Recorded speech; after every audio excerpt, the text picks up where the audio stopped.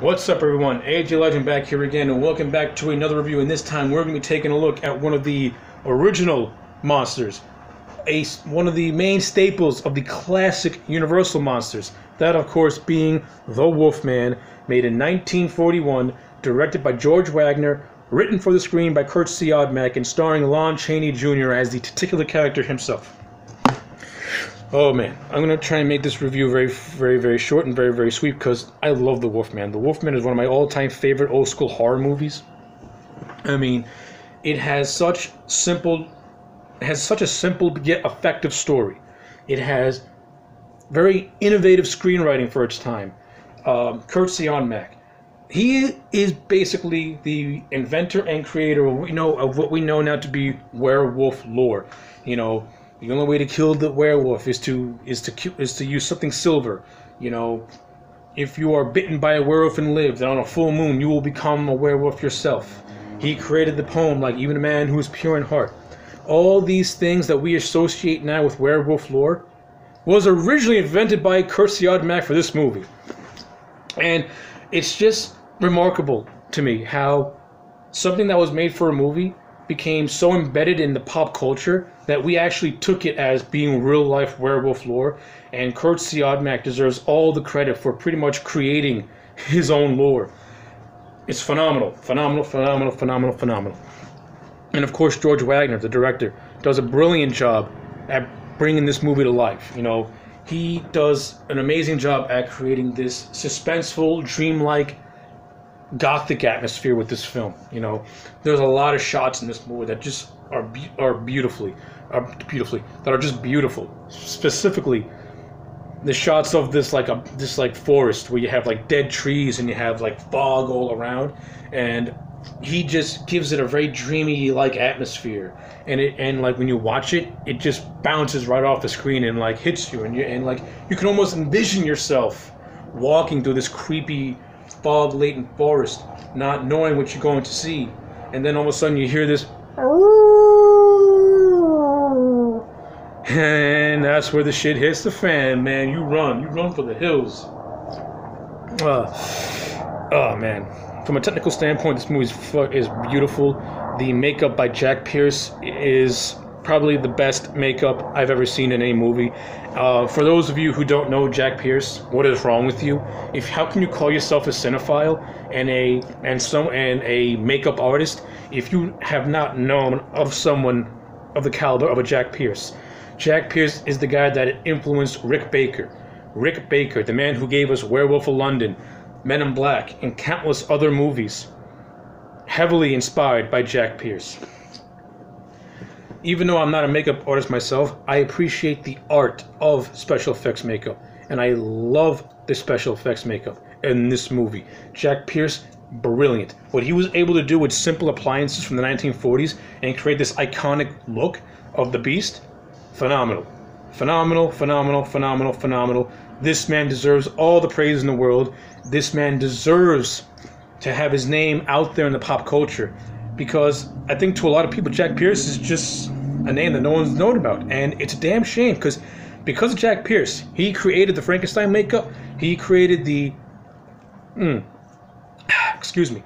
he created the Frankenstein makeup, he created the Mummy makeup, he created countless other monsters for Universal. He deserves respect. My little tangent over there. But let's talk about this movie a little bit. Let's talk about the actors. Let's talk about Lon Chaney Jr., who played Lawrence Talbot. And Lon Chaney Jr., you can clearly tell that he's having a ball with this movie. He does an excellent job playing Larry Talbot. I like how he plays Larry Talbot as pretty much a fish out of water. It's great. He plays Talbot very relatable. He's able to balance out so many multiple layers to this character. He's able to balance out this fish out of water, and this man who has been infected with the curse of the wolf. He's able to balance out those two things, to me, seamlessly. It's perfect. Phenomenal acting. You got Claude Rains, who is the Invisible Man and played the Phantom of the Opera in the 1943 version.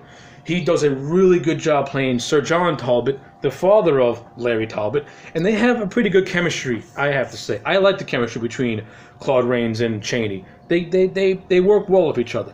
I like Evelyn Ankers, who plays Gwen, the love interest to Larry Talbot. And they also play really, really well off each other. I can buy their romance as being doomed, as a doomed romance, and I buy the affection that they have towards one another on screen. And then you got a nice supporting cast, which includes Ralph Bellamy, who all you might remember as playing one of the brothers from Coming to America. He plays a nice little role as Captain Mumford, like a detective character. He's pretty cool. You have Patrick Knowles, who plays the fiance to Evelyn Ankers, his character. He does a good job as well. You have this character called Warner Orland, who plays this character called Mr. Twiddle, and he's hilarious. Mr. Twiddle is hilarious. One of my favorite side characters in this whole movie. He's just funny.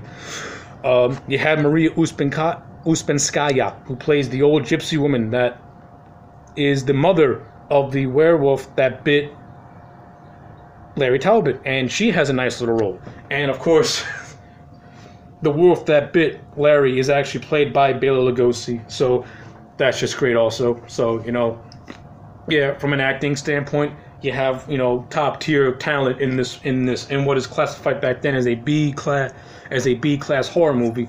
You have caliber actors in here who take the source material seriously and are putting on and by 1940 standard, are putting on serious performances. Watching from a 2017 perspective, we see it as campy and over the top. But if we watch it from a 1940s perspective, they're putting on serious, grounded performances, and I appreciate it and I like it.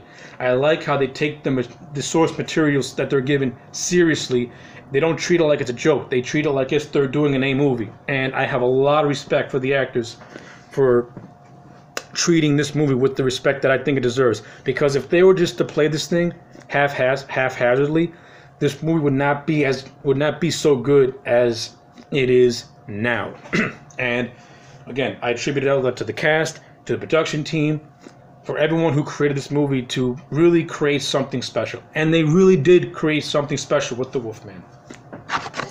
This movie has a special place in my heart. This is one of the very first black and whites I've ever seen. And when I first saw The Wolfman, I saw my grandmother, God rest her soul, and I loved it right away. I thought it was great, thought it was awesome.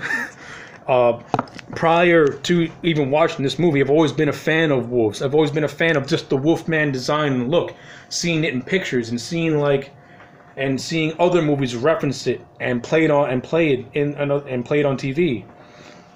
In other movies, just to clarify that, just seeing images of this movie throughout before even watching it, just always impacted and stayed with me and stayed in my head. And because of this movie, my love for the whole Wolfman lore and werewolf lore, it stays with me. It stays with you, and it's hard to hate a movie that has opened your mind to so many different things.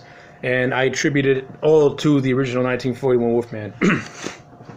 So yeah, to me, this movie is the perfect 10. It's a classic. It's a classic black and white movie. It has a stellar cast, brilliant direction, innovative screenwriting for its time, and groundbreaking special effects makeup. All those elements create, like I said, the perfect 10. Anyway, those are my thoughts on The Wolfman. Like, comment, and subscribe, and I will check you back next time for more.